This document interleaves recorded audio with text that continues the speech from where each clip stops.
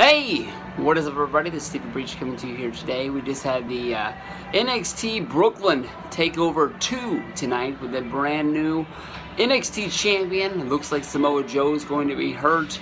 Who knows if this is just going to be him as being a part of NXT or if he's going to be moving up to the main roster. Every time we see somebody drop the championship, the question is always going to be who's going to be moving up, who's going to be moving down. This, that, and the other, but really good show. Probably the farewell song for Bayley. The word on the street is that she'd be debuting on the main roster after SummerSlam anyways, so her losing that match was not that big of a surprise. This SummerSlam show, honestly, has a lot of good matches. 1, 2, 3, 4, I would say 5 matches that I would like to see. But honestly, it took me 2 note cards to write down all of the matches that are going to be on this show. I couldn't believe it. I know this is going to be a 6-hour spectacular involving a 2-hour pre-show and a 4-hour pay-per-view. But honestly, in my mind, I think it's just a little bit too much. Your pre-show filled up with Cesaro versus Sheamus, the best of 7. Sami Zayn and Neville going up against the Dudleys, which is the payoff from a television match that the Dudleys lost. Then you got a big 8-man tag like the 1987 Survivor Series.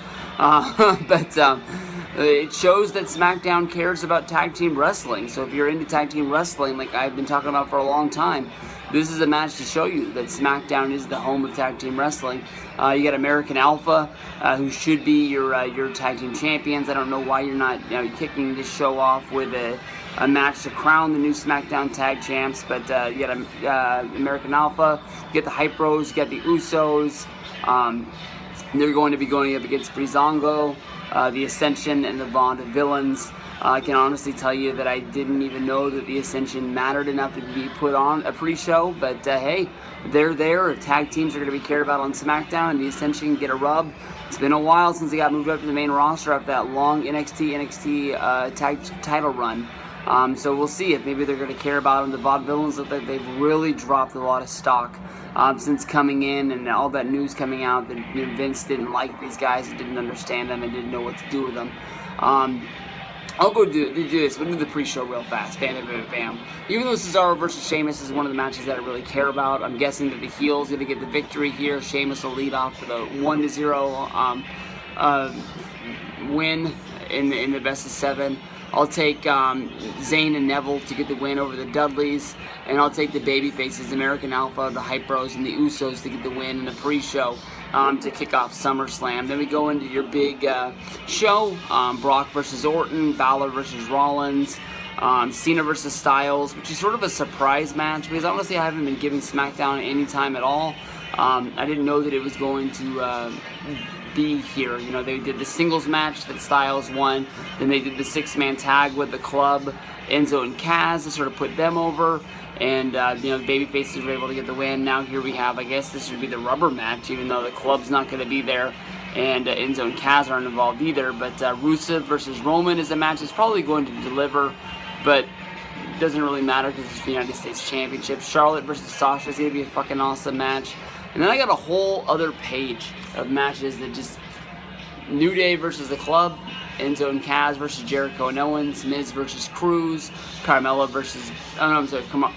and Becky. Oh shit, I think I left somebody out. Or is it Carmella, Becky, and Naomi going up against Natalya, Alexa Bliss, and somebody who's to be determined. I don't know, since SummerSlam's a big show, we'll start at the bottom and work our way up. In that big thing, I'm guessing that the to be determined, who is Eva Marie, who just got busted. She's going to be out due to a wellness violation. She's going to be out for 30 days. I guess the word on the street is that Nikki Bella is going to be returning during that match. I know that sort of makes it weird that she'd be joining the heel factor, but I guess she is a better heel than she's a babyface, even though people love this girl like crazy. And she's fought so hard to come back. She almost deserves that Triple H-like moment, in 2002 when he came back from the quad injury. I'm guessing that whatever team Nikki is on will get the win here. Natalya, Alexa Bliss, and Nikki Bella will get the win. From there we go to the Intercontinental Championship match. We've got Miz versus Cruz. I love Apollo Crews. I love the fact that he's getting in a Intercontinental Championship match. I think that honestly he's not going to win this match. Miz will keep the championship, but I am really looking forward to the fact that Apollo Crews getting bigger matches involved in WWE. Jericho and Owens to get the victory over Enzo and Cass and the Odd Couple. The two guys making a tag team that don't even really want to be together. Hopefully we'll see the club, Anderson and Gallows, win the tag team titles over the New Day. Even though Big E's out with a ball injury, I'm guessing that he's going to be back sooner than later. From there we go to Charlotte versus Sasha.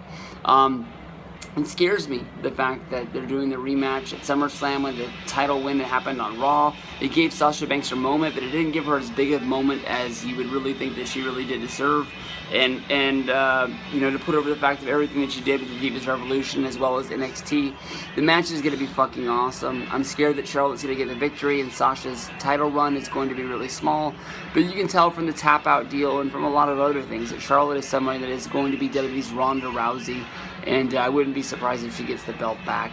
United States Championship match, I'll take Rusev to beat Roman via disqualification or some shit like that. But when it all comes down to it, Roman's going to get the last laugh. I'm trying to figure out something where Roman would win the United States Championship and be able to drop the match back to Rusev. But in WWE's style of booking, they always do, you know, matches in the best of threes.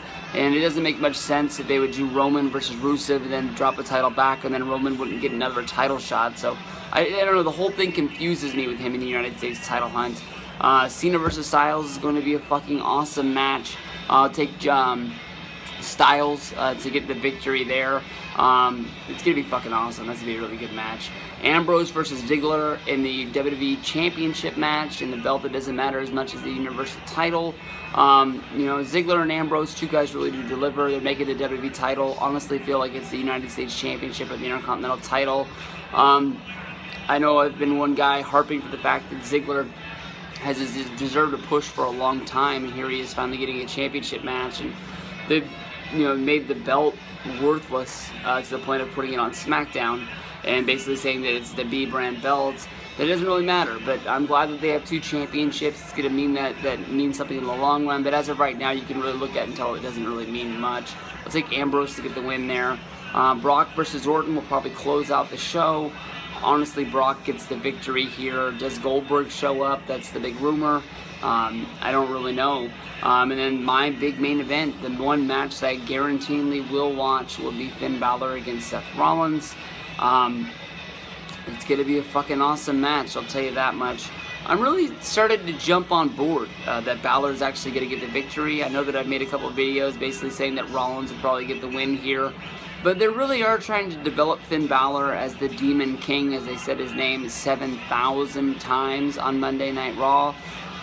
To the point where I think that maybe WWE is getting behind Finn Balor as being that main guy, and maybe get that big victory over Rollins. Maybe he drops the title in a month, the next pay-per-view, but it's going to be a fucking awesome one, and if Balor wins, I'll go bananas. I'll tell you that much. But that's going to be SummerSlam for you.